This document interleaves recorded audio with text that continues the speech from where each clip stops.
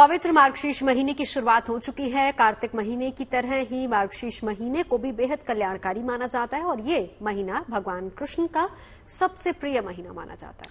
कहा जाता है कि इस शुभ महीने में कान्हा के भजन कीर्तन और ध्यान से भक्तों का कल्याण हो जाता है। तो चलिए जानते हैं ये महीना श्री कृष्ण को इतना प्रिय क्यों है और इस महीने की महिमा क्या है।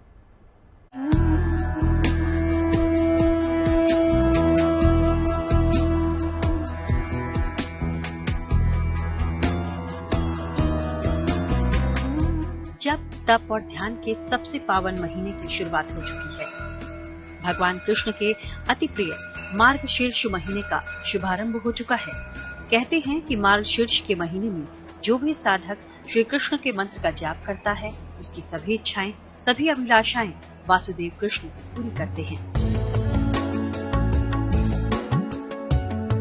फिर वो इच्छा धन पाने की हो या कोई और भौतिक सुख, कहते हैं इस महीने में कान्हा के मंत्रों का सही उच्चारण करने मात्र से भी सभी मनोकामनाएं पूर्ण होती हैं। ये हिंदू पंचांग का 9वां महीना है। इसे अग्रहायण या अगहन का महीना भी कहते हैं। इसे हिंदू शास्त्रों में सर्वाधिक पवित्र महीना माना गया है। इसी महीने से सतयुग का आरंभ माना जाता है। कश्यप ऋषि ने इसी महीने में कश्मीर की रचना की थी। इस महीने को जप, तप और ध्यान के लिए सर्वोत्तम माना जाता है। इस बार मार्गशीर्ष का महीना 16 नवंबर से लेकर 15 दिसंबर तक रहेगा। मार्गशीर्ष महीने में जो है अत्यंत ही शुभ और फलदायी माना जाता है। इस महीने में किया गया जप, ताप, दान, तर्पण, ये सभी पुण्य जो है वो अक्षय हो जाते हैं। इस महीने में हर प्रकार से भगवान का भजन करना चाहिए, ज्यादा से ज्यादा दान करना चाहिए, ब्राह्मणों को अपने घर बुला करके भोजन कराना चाहिए और उन्हें संतुष्ट करना चाहिए।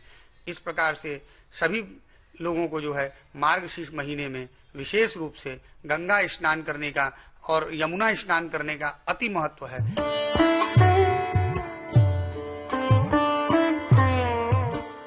ये माह कितना पवित्र है और वासुदेव को कितना प्रिय है, इसका अंदाजा इसी से लगाया जा सकता है कि श्री कृष्ण ने गीता में कहा था, महीनों में मैं मार्गशीर्ष हूँ। मार्गशीर्ष के महीने में ऐसी चमत्कारी शक्तियाँ हैं जिस पर आप आसानी से यकीन नहीं कर पाएंगे। लेकिन मान्यता है कि मार्गशीर्ष महीने में श्री कृष्ण के ध्यान और उपासना का फल अमोघ यानी कभी नष्ट न होने वाला होता है। इस महीने में मंगल कार्य विशेष फलदायी होते हैं। इस महीने में श्री कृष्ण की उपासना और पवित्र नदियों में स्नान विशेष शुभ होता है। इस महीने में संतान से संबंधित वरदान सरलता से मिलता है।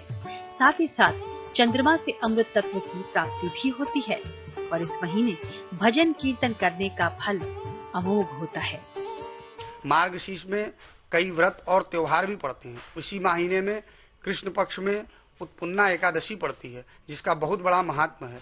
उसके अलावा जो है मोक्षदा एकादशी पड़ती है, जिसका की बहुत बड़ा महत्व है। इसके साथ ही साथ गणेश चतुर्थी ये पड़ती है, जिस दिन चंद्रमा को देखकर अर्घ्य दिया जाता है, गणेश चतुर्थी का पूजन किया जाता है। इसके अलावा मार्गशीर्ष गुरुवार जो जितने भी पड़ते हैं मार्गशीर्ष महीने में, और विशेष रूप से पहला गुरुवार जो पड़ता है, उस दिन जो है महिलाएं अपने घर में महालक्ष्मी की पूजा करती हैं। कृष्ण और कीर्तन का संबंध जितना पुराना है उतना ही गहरा भी है। कहते हैं कि मार्गशीर्ष महीने में अगर सच्चे मन से भजन कीर्तन किया जाए तो साक्षात कृष्ण के होने का आभास होता है। इसलिए तो कहते हैं कि कृष्ण उपासना में मंत्रों से भी ज्यादा महत्व भजन कीर्तन का होता है। Bureau report, good news today.